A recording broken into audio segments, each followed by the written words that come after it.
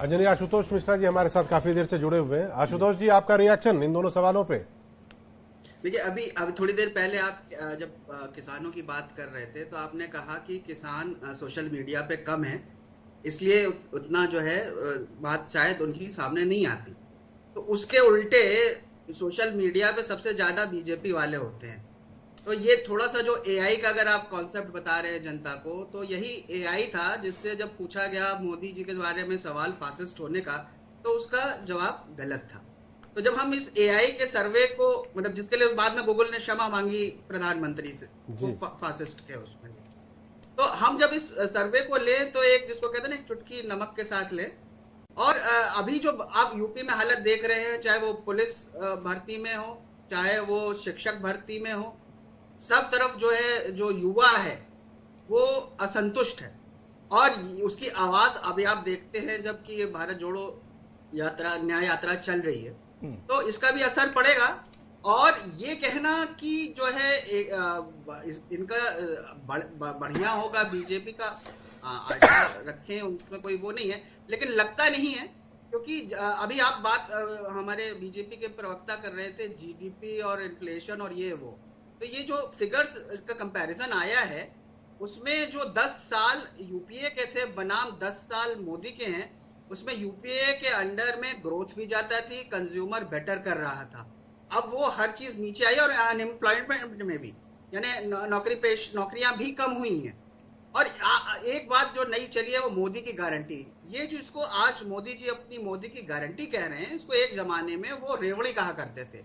और ये मोदी की गारंटी आई कहां से है कि जब जो है उन्होंने कर्नाटक और तेलंगाना में देखा कि कांग्रेस की गारंटी काम कर रही है, तो उन्होंने मोदी की गारंटी करके वही जिसको कल तक रेवड़ी कहते थे, आज वो उसको लाभार्थी। आशुतोष जी, आप कहना ये चाह रहे हैं कि बीजेपी के जो ये प्लान्स है ये सारे कांग्रेस से इंस्पायर्ड है? तेलंगाना और दूसरे जगहों पर देखा उन्होंने, उसके बाद बीजेपी ने ये योजनाएं चलाई? नहीं, ये उसके प्रति कितने सीरियस हैं, इस पे शक है। क्योंकि अगर आपको याद हो तो जब ये किसान बैठे थे पिछली बार, तो मोदी जी ने वादा किया था, वो वादे पूरे नहीं हुए। और हम लोग ने देखा था जैसे वो 15 लाख रुपए के मामले में, कि बाद में आके अमित शाह ने कह दिया कि वो तो केवल एक जुमला था। तो आज जो मोदी की गारंटी है, कल जब ये चुनाव जीत गए अगर, तो वो जुमला नहीं हो जाएगा। इस पे जनता को विश्वास करने में अब जरा सा शक होने लगा है।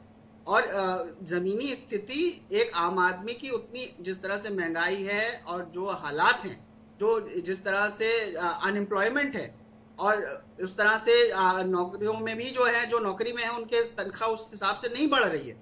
तो ये एक दिक्कत बीजेपी को सामना करनी पड़ेगी, जो कि शायद 2014 में वो अच्छे दिन के नाम पे जीत गए थे। 2019 में पुलवामा अटैक हुआ था, उसका उन्हें फायदा हुआ था। इस बार ये इस तरह की जो असली चीजें हैं जो 2019 में दब गई थी, जो कि इकोनॉमी और अनएम्प्लॉयमेंट से रिलेटेड है, उसकी मार इनको खानी पड़ेगी। जी जी जी, के पास आएंगे। जी आशुतोष जी, बताइए। जवाब है मेरे पास। पहला आपने पूछा कांग्रेस अच्छा पिछली बार से करेगी कि नहीं, दूसरा बीजेपी का 370, और तीसरा बार बार सवाल उठ रहा है राम मंदिर के क्या असर होगा।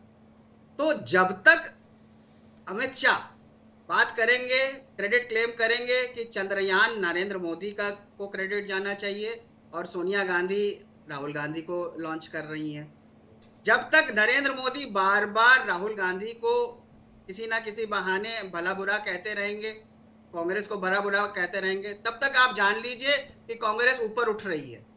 और उसी का डर इनको सता रहा है। और ये 370 भी जो है, कहने को, नारा लगाने में कोई नुकसान नहीं है, नारा तो देके हर उसके पहले लगाया ही जाता है। ये स्पष्ट करता है इनका ये जो भय है, ये क्यों कांग्रेस के लोगों को, अगर वो नेता कांग्रेस में कद्दावर तथाकथित रूप से होते तो कांग्रेस तो अच्छा कर रही होती। वो वहां पे पिटे हुए नेता हैं जिनको ये लेते हैं और बाद में क्लेम करते हैं कि ये कांग्रेस का हुआ है। फिर बात करते हैं बार बार हम लोग राम मंदिर की। तो अयोध्या में ही अगर आप देखें तो करीब 4,500 जो है दुकानें गिराए गए, वहां पे किसानों से जमीनें ली गई, जिसका एक अंतर विरोध है, जो कि लोग कहते हैं कि भाई राम आएंगे तो हमारा तो भला हुआ नहीं जी। और वो इनको लगता है, जब अपने ये इनको भेजने पड़ते हैं जगह जगह से, भाजपा के मंत्री वगैरह अयोध्या जाते हैं और एक वहां पे भीड़ दिखाते हैं, लेकिन सच ये है कि गरीब आदमी आज भी 2 रोटी के लिए, और 2014 में जब नरेंद्र मोदी आए थे तो जी आशुतोष जी, पहले 2 सवाल और ले लेते हैं, फिर कोशिश करते हैं आपके पास आने के लिए। एक चीज और कहना चाहूंगा, एक चीज और कहना 30 सेकंड में समझ कि नरेंद्र मोदी ने एक बात कही थी, ना खाऊंगा ना खाने दूंगा।